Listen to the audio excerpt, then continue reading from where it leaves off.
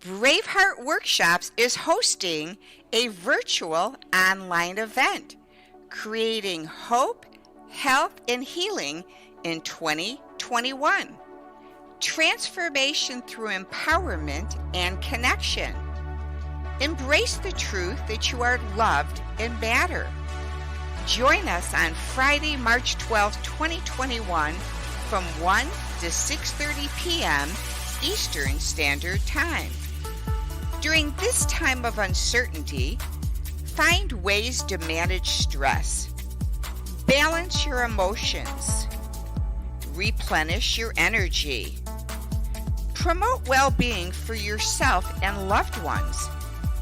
Take time to pray and meditate.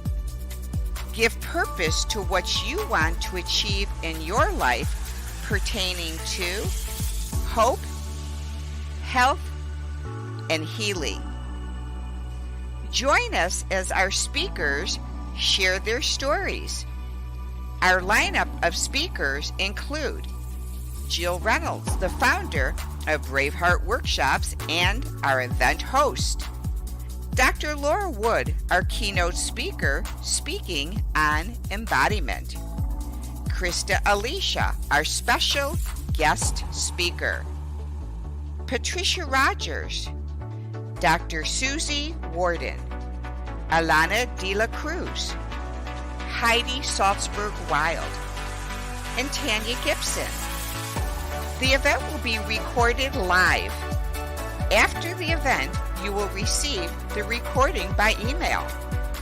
If you can't attend, you could watch it anytime. Your investment is only $28.99, so please register now. Go to braveheartworkshops.com.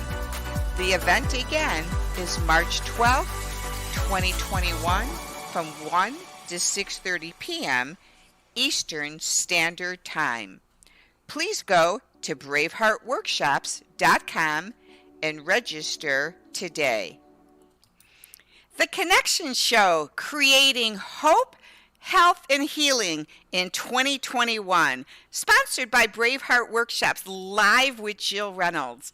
And joining me today from Oklahoma is Tandra Price. Welcome to the show, Tandra.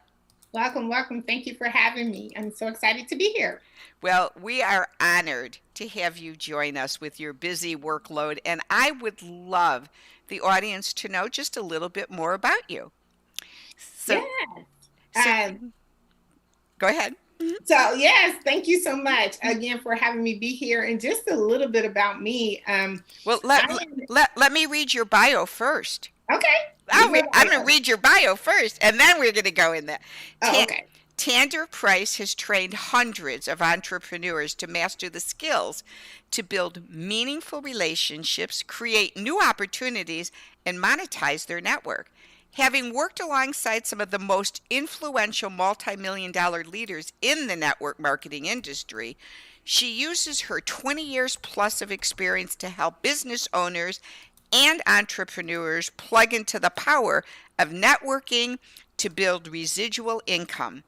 Tandra's training helps individuals win through strategic network development.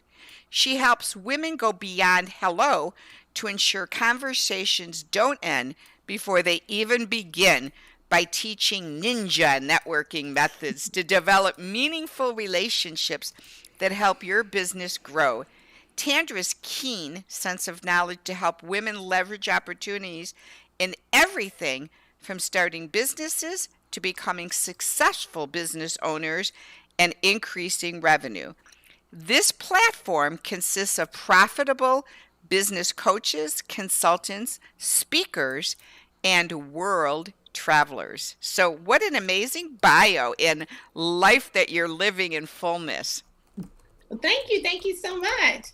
That really kind of sums it all. I mean, I've been doing this for quite a while. It is my passion. I'm known as the networking ninja. And as being a network strategist, I mean, I love the fact that I can plug women into virtual platforms to grow their network base and kind of give them a little different experience of what networking is. be able to make their business profitable by building online communities. So I'm really, really excited about the fact that I can do that and bless other people in their business so they can be able to win as well. So yes, I have such a strong, strong passion for it. Well, that's amazing. And we're going to find out where that passion came from. So, on the Connection Show, Tandra, what we love to do is we believe that in connection, that stories are manifested in our lives that have purpose. And those stories' purposes, besides being our own purpose, are the purpose of helping others in the world. And through story, when we connect our story and share it, then there's others in the world that can connect theirs as well. So, what I love to do on the Connection Show is take our audience on a journey with our leaders and speakers. And we ask you to be as transparent as you're comfortable and take us to the journey of little Tandra growing up, wherever it was, and what your home life was like as a little girl. Well, you know what? I grew up in Wichita, Kansas. I'm a native of Wichita, Kansas. Had an amazing family, mother and father. I have a sister and two brothers. And, life was just, to me, wonderful. I mean, it was wonderful. I had my family, I had my parents. So I got to experience what that was like. On the other end, too, kind of what really transformed us. All of us has dreams and inspires of things that we want to be. And we get influenced by a lot of different things. Television is one of the things that we got influenced by. And I would always see this particular show. I can't remember the judge that was on it, but originally I wanted to be a lawyer, because I love the fact that they went in there and they would go to the courtrooms and they would sit there and they would sit and just kind of be kind of conversational, because back then, when we were little kids, we're just conversational. We're always trying to, give our opinion when we're not supposed to really be giving our opinion at that time. Like, you know what? I want my voice to be heard. I want my voice to be kind of like the loudest in the room. So that was kind of really my journey of what I wanted to do back then, and was inspired to do that. But yeah, I mean, I just think everything was wonderful. I didn't go through a lot of things that people are going through, or a lot of our teenagers and age kids are going through now, but had a wonderful life at home, school was wonderful. I was, cheerleader. I was in the leader of a lot of different groups. So lots of football games, huh? Yes. Yeah. I mean, I was just a go-getter. Married an awesome man, had two beautiful daughters that are doing some amazing things in their space, and they're making their footprint in their way. I mean, that's just kind of things. I mean, even if I had any regrets, I don't have no regrets. You know what I'm saying? Yeah. I couldn't even think of anything that I would have and do differently. And I'm glad that God's gave me the experience that I've had to go through everything, because it's brought me to where I am today. So I'm pretty excited. So you didn't have any Wichita tornadoes like the Wizard of Oz? Frankly, we had tornadoes, but I never had anything like that before. Twister was the movie. When people saw the movie Twister, they was thinking, oh my God, this is really what a tornado. But you know what? I've never experienced that. And even living in Oklahoma, I mean, we see the tornadoes come through, but they're more on a different side of Oklahoma. So, God forbid I never have to experience that. So no run to the shelters outside and say, take cover. No. Okay. I just had to, when you said Wichita, I just had to bring up the Wizard of Oz. Yeah, it's you know what it's like, Dorothy. I'm ready to go home, click my shoes, but it's the land of the shockers. So yeah, it's nice. I mean, I like I said, I have no complaints. I think I had an amazing childhood and wouldn't probably change anything with it. So how old were you then, Tandra, when you got married? I was, let me see. I had my first child at 30, which I know that was pretty late. So we got married. I'm going to say I got married when I was 31. Okay. Yeah. All right. I dated my husband for 10 years. So prior to that, so we had good communication and relations prior to that. But yeah. Yeah, I had my son at 28, so I can definitely relate to that. So yeah. So then take us down that path. So you get married at 31, you have two children. So during that period of your life, Tandra, coming out, and you said you went to college as well. Is that correct? Because you, Yes, well, what happened was I went to junior college, but then I went to Ashford University online and got my master's and bachelor's degree. So yeah, it wow. took me a little different turn because by that time when I was 31, got married, life just transforms. It takes you to a different transition. And so I was able to, take advantage of online schooling, did that. One of the things that I was very proud about that I wanted my daughters to see was me to be able to walk across the stage. So when I got my degree, I went to Ashford University, which was in Iowa. And I went there and I walked across the stage with my graduate, with my degree, because this is something that, I wanted my kids to understand and see, and that how that's, no matter what mom did, that this is what I want to see for your future as well, to be proud of the moment that you finish and accomplish something. So yes. Well, to be honest with you, if I had children of college age today, I think I would make them do online school because the colleges have just converted so much of their own professors' philosophies into our children today. And I think if I had a child that said, Mom, I want to go off to college, I think we're going to do online college. I think online is the way to go today. I don't know. I don't know because, like I said, I wish I would have. Oh, I don't want to say that it was a bad thing, but if I could do one part over, I probably would want to go to college and understand the college experience. I mean, I think it's a different experience than when you get online than actually being on campus. Mm-hmm. So yeah. Well, it's kind of funny you say that because I remember when my son was ready to go off to college, and we went around, to visit the different campuses. And at first I thought, oh, I want him to go to a Christian college because I'd raised him a strong Christian. He went to from I don't know, kindergarten through sixth grade. He went to Christian school, and he just said, Mom, I just really want a college experience where I can go out and party.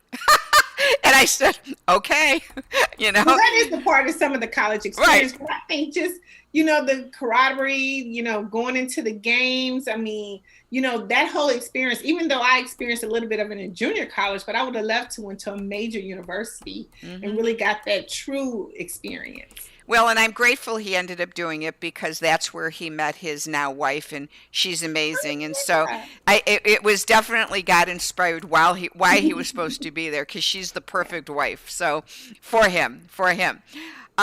So transition then. So you're doing, and I find it interesting and fascinating because of the career you evolved to, that you learned on a very wonderful way how to study and excel online. And that was something that you learned at an early age, the online education. So take us then, you get your degrees online, and then from there, and you're raising two amazing kids. What was your job then from that point on when you actually went out to in the work field to raise extra income for the home? Well, it was kind of different because what happened at that particular time, my husband works for one of the largest aircraft company.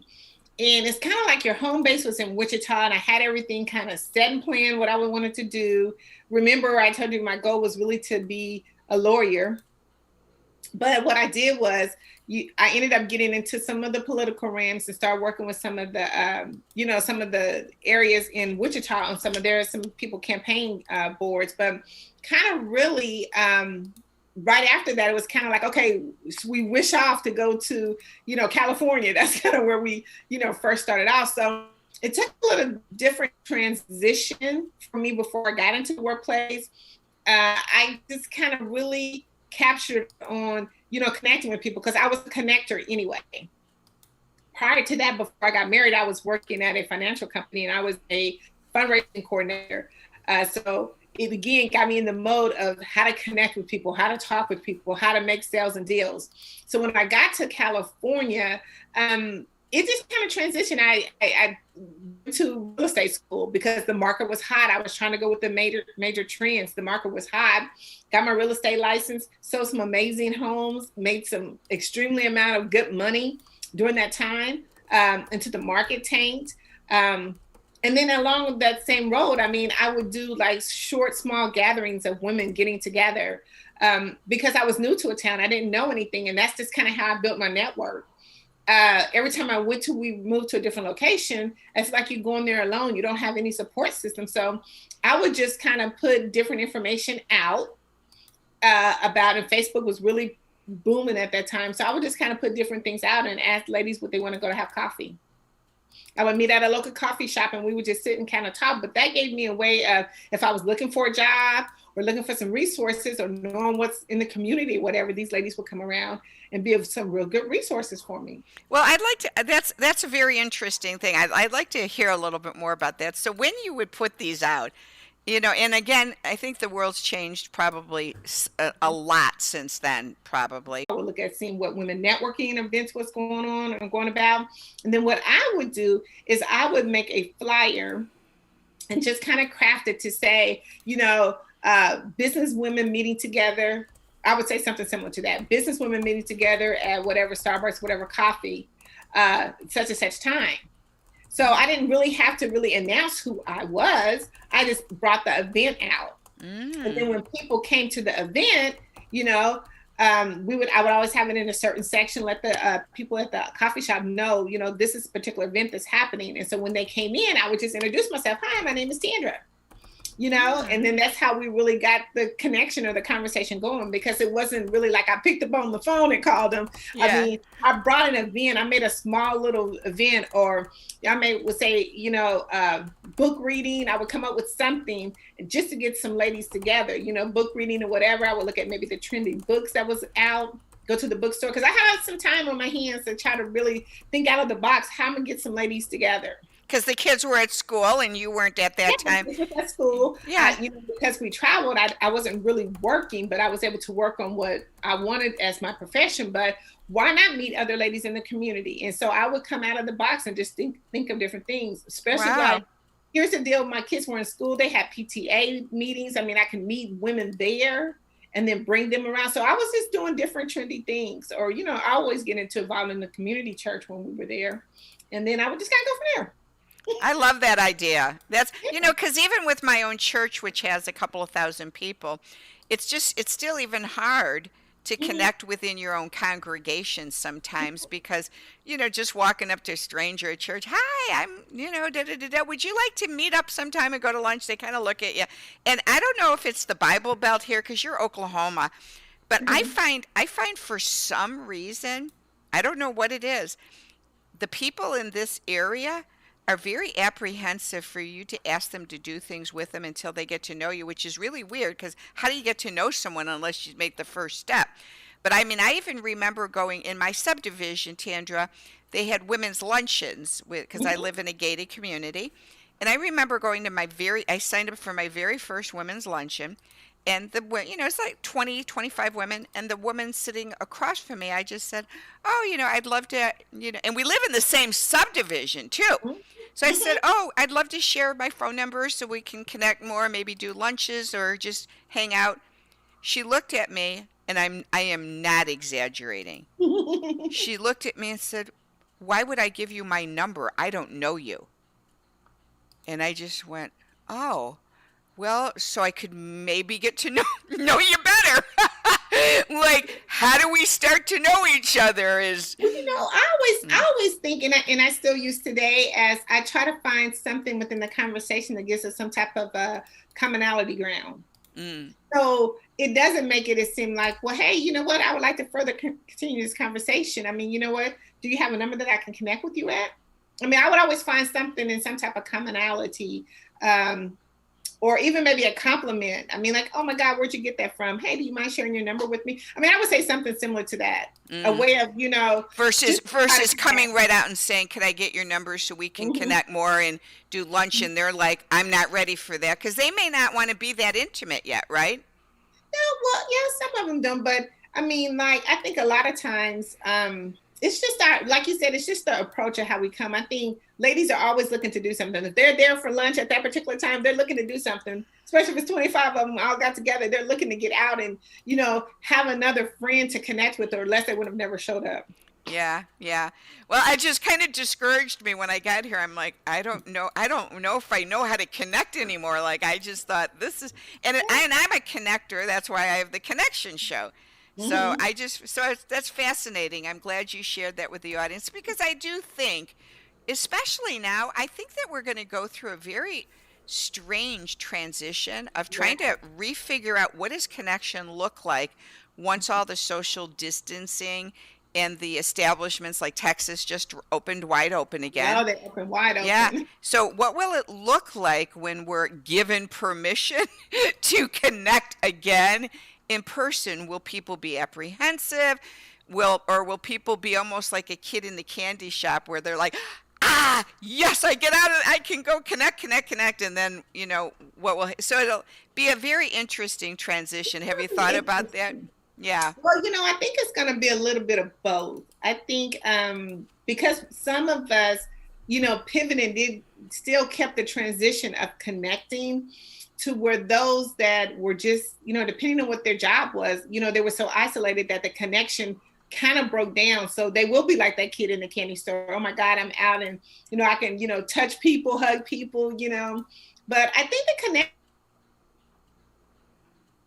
was still, but I think for those who were already in the transition of it because their jobs and things depended on it, it won't be so much as different. Okay. Okay. So then you're in California, you're doing these amazing things, connecting with others. Mhm. And then when did you guys transition from California back We to the Midwest? we stayed in California. No, we didn't get back to the Midwest yet. We stayed in California for about 5 years. We went to Connecticut. Okay. So What part of California were you in? we were in Palmdale, California. So it's kind of like a desert, kind of like, well, Is I consider it the desert. And them tumbleweeds always rolling around. was was that near Palm Springs then? Is that by Palm Springs? A little bit, a little close. Okay. Yes. Because I lived in San Diego, Tandra, for about just under Oh no, that was 10 far years. away. Yeah. Yeah, Yeah. San Diego was far from me. So Yeah. yeah. So then you ended up in Connecticut, which is like being a Midwest girl, going to Yeah. California is a transition in itself. So And now going from California, which is laid back and I still sometimes say and superficial because I think some of California is so superficial, it depending. was, but I thought it was a little busy. I mean, I Mm, think it was a lot busy. It took longer to get places. I mean, you couldn't. It's just like you couldn't just. I can go into LA and come back. It's like it was that whole transition was just would wear me out by the end of the day. so now you go to the East Coast, which is a whole Oh, different never seen personality. that. Oh, That. different. Yeah. We go to the Midwest. So we go there and kind of did the same thing again. I mean, now I was able to uh, do a little bit more of my women empowerment event. But again, I kind of did the same thing each time. I did my research, where my kids were going to school, what the community looked like, had some ideas of where we were going to stay. I looked at what groups were, available because I didn't have a support group, so I didn't know what was good and what was bad. We had a realtor that was very good, gave me a list of different events and activities that women were doing in the particular area. So, I mean, I kind of had some leads, some researching when I went and did my thing. Got involved into some more political groups because I met some amazing people we stayed in Manchester, in the Manchester area, and just did the same thing over. Had a women's conference, and I mean, I just kept doing the same thing over. So I kept building each time I went to different places. And then after that, we stayed in Manchester for 5 years, made some amazing neighbors. I mean, I did things that were really out of the box to even get the neighborhood involved, which there again, they helped me build my community. We did food drives, we did neighborhood parties. I mean, we did where like 8 of us would all get together for Christmas when we go jump to each other people's house. I mean, we did a whole bunch of things, but they helped me build my community as well. So we stayed there for about 5 years. Then we jump over to Oklahoma. and I'm back in the Midwest. and this whole time your husband is still with the aerospace company? Okay. And Company. so now how long have you been in Oklahoma? I've been in Oklahoma a little over 5 years. So I've been away from my home from my home base, which is Wichita, for almost maybe about 15 years. But you're now where Wichita's how far from where you're at located? About 4 hours? Just a couple of hours up the street. Oh, And I'm that's good. glad because now I'm closer to my family, my mom and my sister.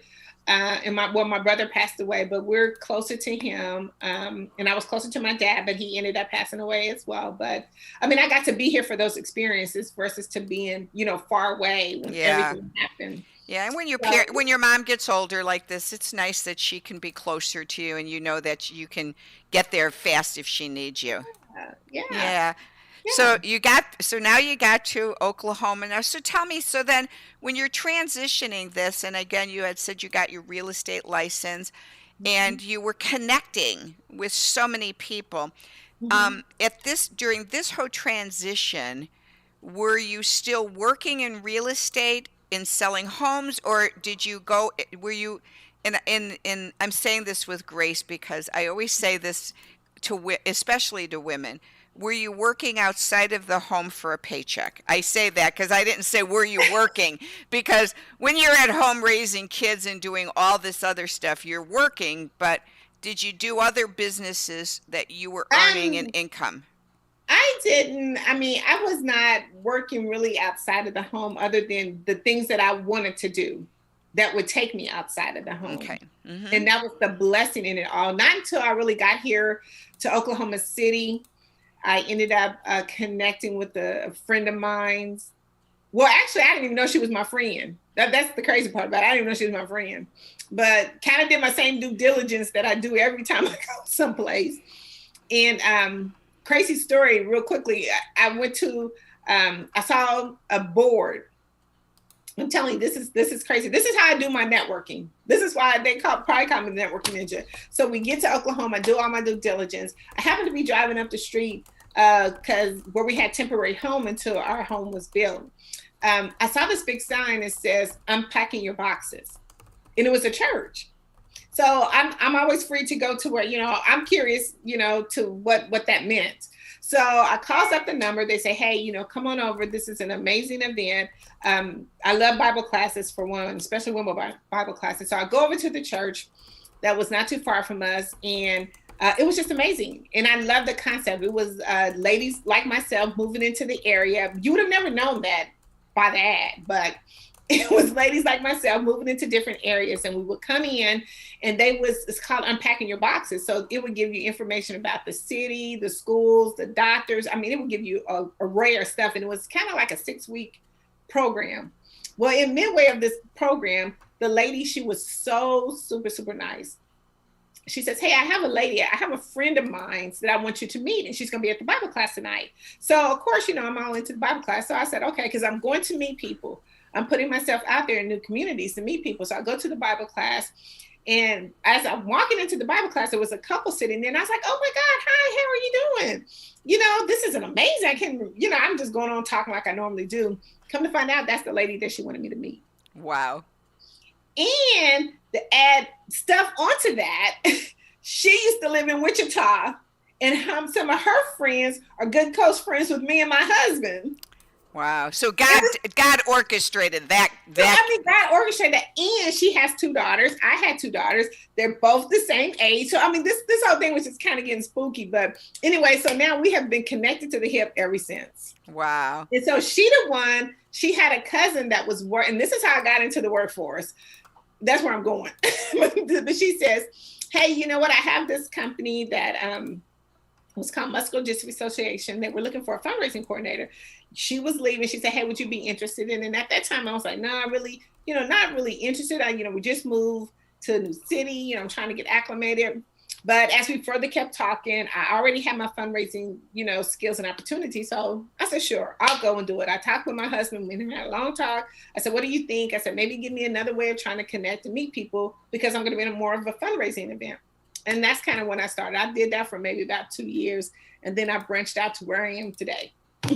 So tell us again, where are you today? And and you're just I just already just love you. I feel like this woman's amazing. So you've given me some amazing tips just listening to you. Mhm. So and I know I'm going back to this same question, which sounds kind of weird, but I just really want to know. So what you're doing today, does it earn money, or is it networking where you just network because you are a ninja connector, or are you now doing a business that's chargeable and you make earnings? That's what I kind of want to know. And I'm asking that for myself too, because you know, I I'm doing like 800 million things to help others and I'm still not making any money, and I'm not sure if I'm supposed to, because I know that I'm supposed to help others, but I'd love to know if God's transitioning you now into a different realm. He did. He transitioned me into now to where my passion, I get paid for my passion of what I do. Um, and it's really nice. I mean, here's the thing about it is when I first started, when I got to Oklahoma and I started again generating these groups, it wasn't my intent because let me tell you, I've always been into network marketing business. I mean, and I did it only to get involved into, and that's a whole nother story, to get involved into the network base, because that's really and truly how you find amazing network bases if you do the research of whatever multi-level marketing company you're going into. So, but I was into one. My friend I met, Carla, I met her. She talked to me about this business, and I was like, nah. But she needed someone to sign up for her, and as a good friend, I did. I signed up. It was a travel and technology business, and we were already traveling anyway. Just from my story, we were already traveling anyway. And I was like, oh my God, if I could save money and travel at the same time, why not do it? So I signed up and traveled, but the networking was amazing. So I got involved into this networking with her, and it brought on a whole nother way of me building communities in other places. I was like, man, we can go to all these different places. My husband's traveling. We became empty nesters. My husband's traveling. I can travel with him, and I can build all these communities just by talking. I'm telling you, every place we went, Alaska, we went to all kind of places, Dubai and all these places. I mean, Mexico, I would do the same concept. Trust me, I would do the same concept and it worked. So then I started saying, okay, well, you know what? I was good at LinkedIn. I was good at networking. I was good at building communities. I mean, all these things I was really good at and showed that I was good at. Then I started teaching other people how to do those. And then that's how I started getting paid for what I do. So now you're teaching people how to be expert networkers and connectors. Yes. So which makes you the ninja. The ninja. The ninja. Yeah. I get the ninja because I'm all over the place, because any opportunity that there is, because listen, every time you meet somebody, it's an opportunity to grow your business. Mm-hmm. And if there's a way of here's what I tell people, it's not always about chasing the paper or money. Let me go a different way. It's not always about chasing the money. It's about chasing your purpose. And once you get that purpose down and solid, then the funds come, just like what you're doing. Mm-hmm. I mean, you have a purpose of help to drive women, to their greatness. But then, you know what? The funds will come right after that, because your purpose is bigger than the money. Yes, we all need the money, but your purpose has to be bigger than the money. And I want to share that I'm one of those that saw the need to draw men in too. I know, like women's prosperity network is starting to draw men in now too. And yeah. I saw the need, Tandra, to bring men into what I was doing. I started Braveheart Workshops in 2017 with the sole purpose of helping people to go as deep as they wanted, as deep as they felt comfortable, and to release burdens in their life so they could be set free. And I did it with my beloved friend, Dr. Laura Wood, who is one of the wisest drama therapists that I've ever met in the world. And she's worldwide. And so I contracted her, actually, Tandra, to do Braveheart Workshops, and we did 7 of them. But because I did it more in the heartbeat of really seeing, at that time, women be set free of burdens like busyness, perfectionism, not good enough, body image issues, eating disorders, anxiety, depression, things of that nature, when I saw the prevalence of how much that was keeping people down, I thought, what would it be like for them to be set free? And Mhm. so thus began Braveheart Workshops, and that was my passion. And so I really barely charged enough money for me to even make a profit, because you're going to laugh. I wanted more wellness and healing in my own life. I've been on a journey for 39 years of healing, and Mhm. because I knew that Dr. Laura Wood was the best out there, I thought if I do these events and then I attend, I could be the last participant to do my own work. So I didn't care as much how much did I make from my attendees, as much as the value for That's myself value. to keep growing and healing within by having them. So thus, we did 7 of them. Mhm. And after the 7, and I think this is where I was so intrigued with you, is I've been on LinkedIn for years, and before I had my car accident, I used to be a director of sales at hotel properties in Chicago and a general manager. Well, I worked for management companies, Tandra, that one management company that hired me specifically to work at properties that were in receivership by the bank, and Mhm. that the property had to increase the sales enough to be profitable so that the bank could sell it to a new Mhm. investor, so that they then could rebrand the property. So Mhm. my first job I took was with a Holiday Inn Express, and I turned the sales around single-handedly 42% in 12 months, Wow. and Wow. got millions for that property. But it would always leave me unemployed, because as soon as I made it profitable, they'd sell it and I'd be out of work. And Mhm. so then I'd have to seek new employment. And I'm telling you, back in those days, I know LinkedIn's changed a bit now, but back in those days, it was Mhm. very smart to type word for word your resume when you had a good resume, Mhm. and then have lots of contacts. And I'm telling you, I'm not exaggerating. I would guess that every single day I would get at least 10 to 20 hits on my LinkedIn asking if I wanted to come to work for another hotel. So Wow. so there were times when the property would sell, the new owners would come in, and within 24 hours they tell me that they had their own management team, and they'd always make it look like they were going to hire you until they got in the door, and then they told you, "Oh no, we don't need you." So I'd be at work one day on a Friday, out of work, I'd go online on LinkedIn. I'm not kidding you. And by Monday, I had 5 interviews, and I literally Wow. I'm not exaggerating. One time they called me over the weekend, interviewed me over the phone, and extended an offer, and I had a new job on Monday morning without even going to the place to do a personal in-person interview. And so to me, I just loved LinkedIn. I was like, wow, this is the greatest place. I don't have to go to Monster or Indeed. I could just post my entire resume on LinkedIn and be hired in a minute. It was great. Yes. It was great. So I um, definitely think that that's an Yeah. unbelievable way to connect. Here's the thing, what I love about LinkedIn, and as a LinkedIn influencer, here's what I love about LinkedIn. When Facebook came out, it's kind of like LinkedIn just kind of took to some people, LinkedIn kind of took a backseat. It started to get underrated, underused, because they felt like, Facebook was the way to go. Like, all these people are connected, just like you see out of the other social medias right now, Clubhouse, all these different things. But you know what? That's a community of 700 million users use that community. And you are going to find every idea. I tell clients all the time. Every ideal client on LinkedIn.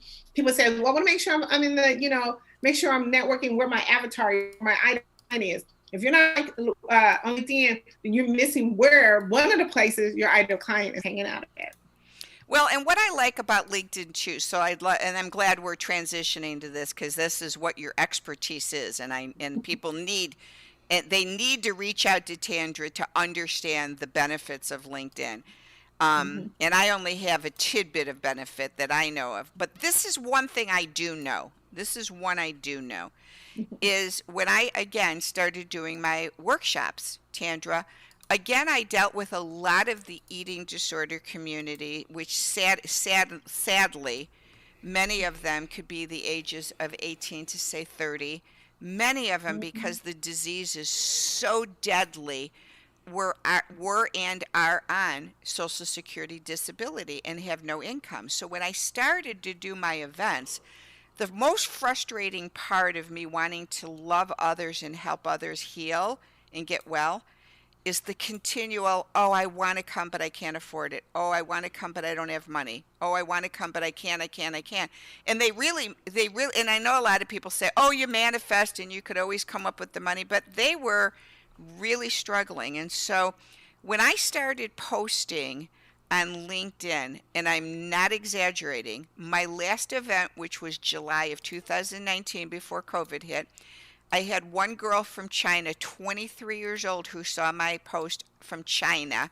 She flew for 2 days from China to get to my event that was only a 72-hour event. It cost Mhm. her, I think, $2,300 in airfare for a $600 weekend event. Mm. And Mm. then I got four professional therapists, master's degree licensed clinical therapists, who Wow. registered to come to my event, and they were therapists themselves, to work Wow. with Dr. Laura Wood. And I got ones from uh, Arkansas, Alabama, New York. I mean, people came from all over the country, and they found me on LinkedIn. And these weren't big events. These were only 12 to 14 people. So I'm not talking like we're filling seats. These were Mhm. intimate healing weekends. But Mhm. LinkedIn, I think, was the best because one It thing is. I'm going to say is, at least I think in LinkedIn you're looking at an audience of people that will find value in what you have, and their continual answer won't be, "Oh, I want to go but I can't afford it." Absolutely, absolutely. It's like, and here's the thing about it is you have, I mean, there's decision makers on LinkedIn. Mhm. And that's when, even in network marketing, even when you go to sell your products and services and people be like, oh, let me think about it, this, that, and the other. I mean, it's like, who is the decision maker? Who is the real decision maker here? Because really, a lot of times, when people tell you that, it's like they just need more information, or you just tell me nicely that you're not interested. But either way it goes, you have to have that conversation, and you have better conversation on LinkedIn because you're talking to decision makers.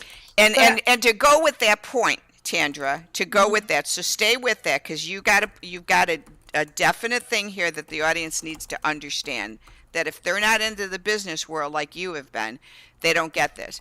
I was in outside sales 39 years and a top producer. I sold radio advertising, then 15 years of shipping services, 15 years of technology when the very first multifunctional copier hit the streets with document management and return on investments.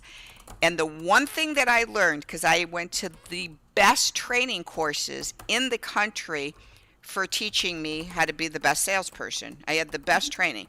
The one thing that they taught me was, you have to learn how to sell for an appointment with top down selling, meaning you start at the CEO, and Mhm. then you get your introduction with the CEO, so the CEO says, wow, this is something our company needs. I'm going to transfer the call now to the production supervisor, or Yeah. I'm going to transfer your call now to my marketing manager. Mhm. Because now, what would it be like if you're working for a company, okay, and all of a sudden you look down on your phone, your internal phone, and there's a call coming in from the CEO. It's a transfer call. You're Hmm. you're picking it up. You've gotten through all layers now, and now the CEO is transferring a phone call that you're on, to the head of marketing, the VP of Yeah. marketing. That VP of marketing is going to listen to you. Mhm. Mhm. Oh yeah, it's all about the decision makers, and I think you have the audience there, so you don't have to. Just like you said, you made it very clear that you don't have to. I don't want to call them time wasters, but it's filtering your time. It's really doing. I call it MGA, money driven activities. And that's how you work that with LinkedIn. I mean, because LinkedIn, if you position yourself right, I mean, it could set you up with massive leads. I mean, like you would never really have to go to another platform if you didn't want to. But I mean, seeing you're going to get real deals, real conversations there. And that's what I love. I mean, a lot of my business, 40, 50, I'm going to say maybe 45% of my business comes from LinkedIn. Mm-hmm. So, I mean, that's a huge amount. And I'm getting amazing conversations. I mean, I think it's good, but I want to go back to one point that you said too. At the beginning, when you were talking about you wasn't making very much money, but let me tell you at the beginning, and this is where I talk about purpose over trying to get financing or bringing financing in at the beginning. When I first started, I'm telling you, Jill, I did all that stuff for free. I did every bit of it for free. One, I did it because, that was my purpose in my heart. And I was trying to build my own self up just like you. I mean, I was trying to get a feel and a need. I was trying to find the pain and what the community needed before I could even give it out. And that's a lot of times we have to do that. Anytime we go into even networking alone, we're there to solve a pain, a problem, a purpose. And what is that? I mean, we can't immediately charge if we don't know what it is. We have to ask questions. So I have this thing that's called value ask, value, value. And by doing that sets you up to be in a position to say, okay, now I have something of value, and now I'm going to ask some questions, right? And so once you ask those questions, it helps you to be able to generate more value for people or for your clients or for your customers or the people that you wanted to help, right? Mm-hmm. And then once you ask some more additional information, get some more different information, everything is value from there. But if we're chasing our purpose and not the money that comes before the purpose, then everything else will layer itself out and you will reap those rewards that you so direly want to have, to be able to, say, now I can sit back, now I can see the profits, now I can see everything that's happening, because you know what? It was in my heart and soul first to do the right thing, to get the right information out first. Yeah. Yeah. And then you're building that credibility that people really know that you're a heart person who cares about them, and it's not about the almighty dollar. Right. And then it attracts them, and they say, you know what? I really do need to spend some money on understanding how LinkedIn works so that I can leverage my business. And wow, Tandra was amazing, and I know she cares about me. I'm going to reach out to Tandra and say, hey, what program could we put together for you to get me to the next level of success? Mm-hmm. Yeah. So transitioning on the Connection Show, I like to transition a little bit from business because life is not all about business. So what's one fun fact about you? One fun fact about me is I love to dance. I mean, I love to dance. I'm not a professional dancer, but I love to dance. I just think that's a way, I don't know, it's a release to me. I'm going to give you an example. Today, I do a show myself. It's called Conversations Over Coffee. You're going to laugh at what happened, but I do a show every Thursday from 9 a.m. to 10 a.m. Central Time. Now, listen, we have to get ourselves up and excited in the morning. Like we have to be the fuel that fuels the other people, right? So I was on my call this morning, and I got up and I started singing the song Celebration. I said, oh, no, I'm not going to sing the song. I'm going to play the song. So I got on my iTunes. I was sitting at my computer waiting for the ladies to come in, and I'm just having a good old time. I'm celebrating, I'm dancing and just doing my whole thing, I'm like feeling good in the moment. And then I got to thinking, it was about 9:15. I was like, oh my God, nobody's on this call, which was kind of unusual. Because ladies, I have ladies that wait for this call every Thursday. And so something made me look down at my phone, and they were blowing up my phone, but I had my phone on vibrate, and I was up here dancing to the music, just having a good time, relaxing myself. That's great. And so they were all watching you jiving, and they didn't want to. No. I was on the wrong LinkedIn. So they were waiting to get in. But anyway, it worked itself out. They all popped back in. But I had to tell the story. I said, I was over here just dancing and having a good time. So that's what I'm saying. That's the fun fact about me. I feel like we can relax. We can get ourselves energized. Let's get in tune to ourselves. But I mean, you know, that's one of the ways I do it. I sit and I have a great time with me, because you know what, at the end of the day, if nobody's going to have a good time, I'm going to have a good time. So if you're a dancer, let me ask you, which do you prefer more? Because I have a preference, because I love dancing too. Do you prefer freestyle or partner dancing? Freestyle. Me too. Girl, you're my kind of girl. I like doing my own thing, getting my own job. My father, Tandra, was back in the day, was a Fred Astaire dance instructor. Oh. And he tried with my sister and I, teaching us all the moves, the tango, the cha-cha-cha, the swing, and all of these. And my sister and him just could dance and dance and dance. Well, every time he tried to teach me, I was like, Dad, I don't know how to follow.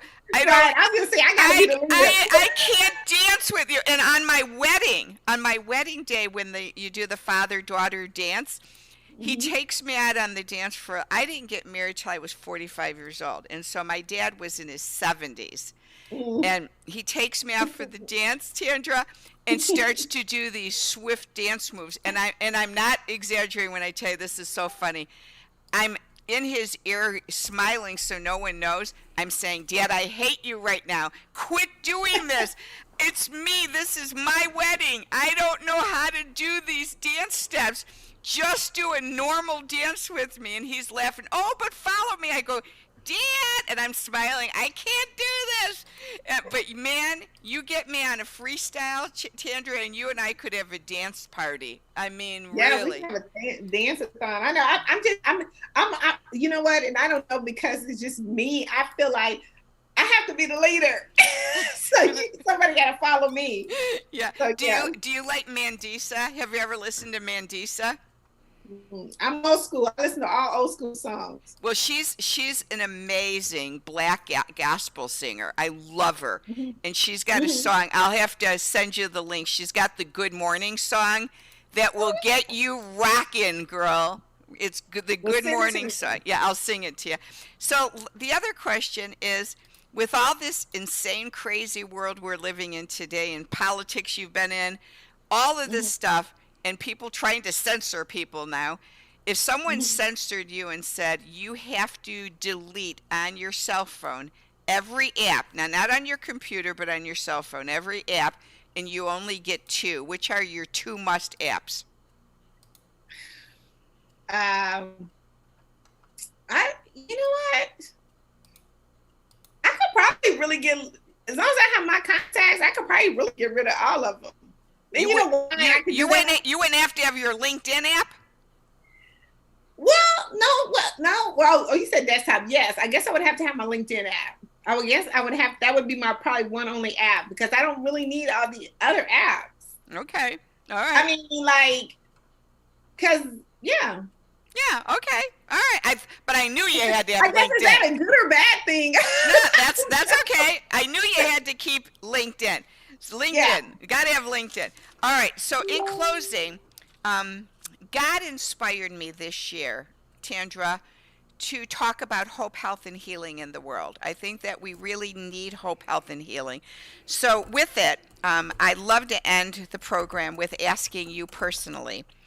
In the dictionary, the word hope means to cherish a desire with anticipation, to want something to happen.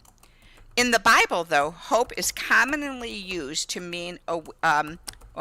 I just list. In the Bible, hope is the confident expectation of what God has promised, and its strength is in His faithfulness. What does hope mean for you for this year? You know, I'm so glad you asked that. I am so glad you asked me that. Let me tell you what hope means to me, and I'm gonna break it down. You know why? Because I said this very same thing today on my show.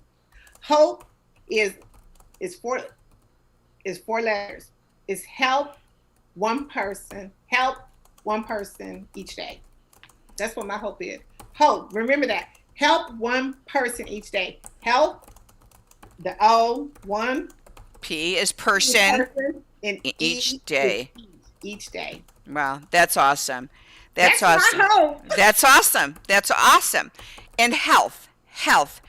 The definition of health is that it's a state of complete physical, mental, and social well-being, and not merely the absence of disease or infirmity. That's the Webster or whatever Wikipedia definition. But in the Bible, the word health is defined as 7 areas of abundant life in Christ that take them all together: spiritual, physical, mental, emotional, financial, occupational, and social. Each area of your life is connected to all the others. What does health mean to you? You know what? Health means to me, health means to me being in a mindset, to having my mindset in a way that serves others. I guess that's what I want to say. Like, I think our mentality, our mind is really a lot of part of what flourishes our health. You know, it gets us up in the day and makes us move around and everything. And it all really starts with the mind. So I would want my mindset to be in a space of where I could be of service and help to others. Mm-hmm. Thank you. And the last word again that I was given by God was healing.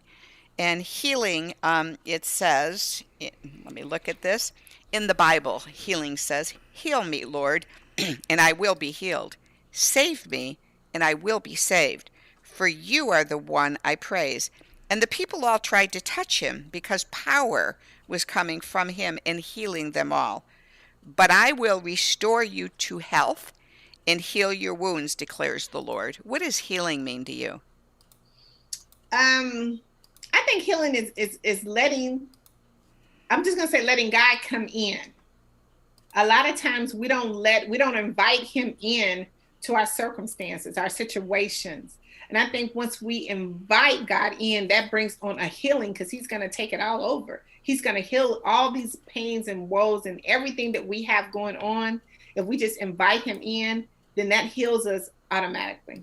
So, yeah. Awesome. Awesome.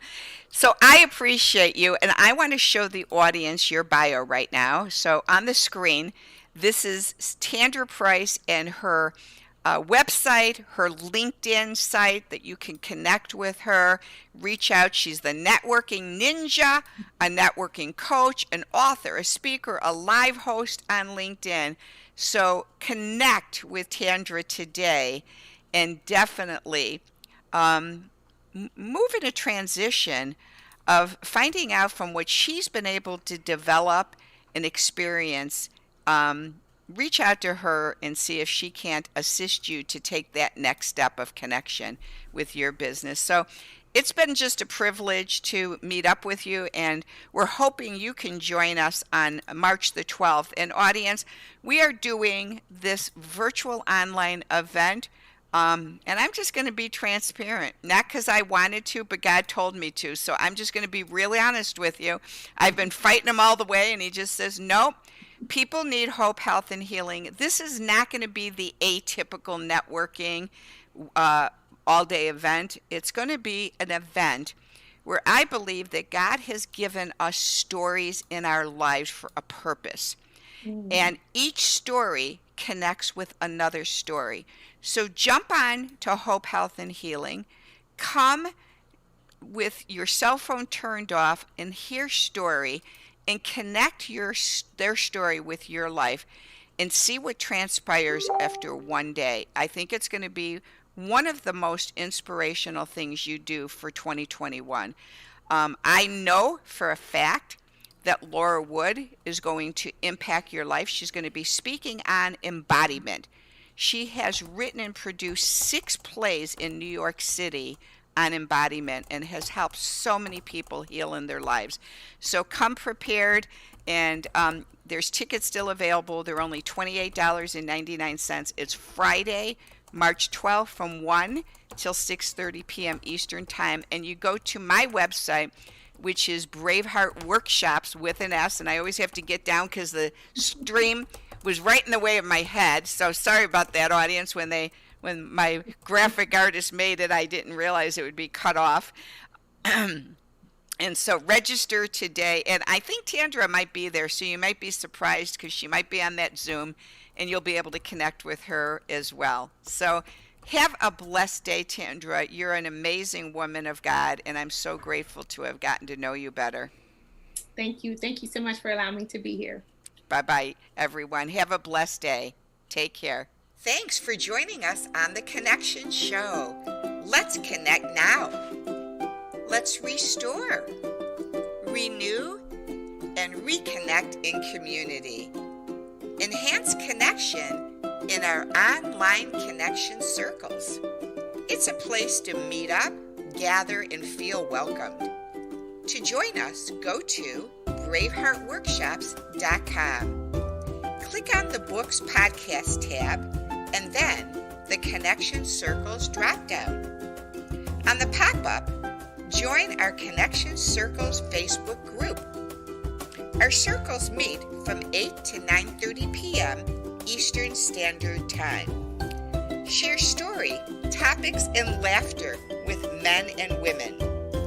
To learn more about Connection Circles, go to braveheartworkshops.com.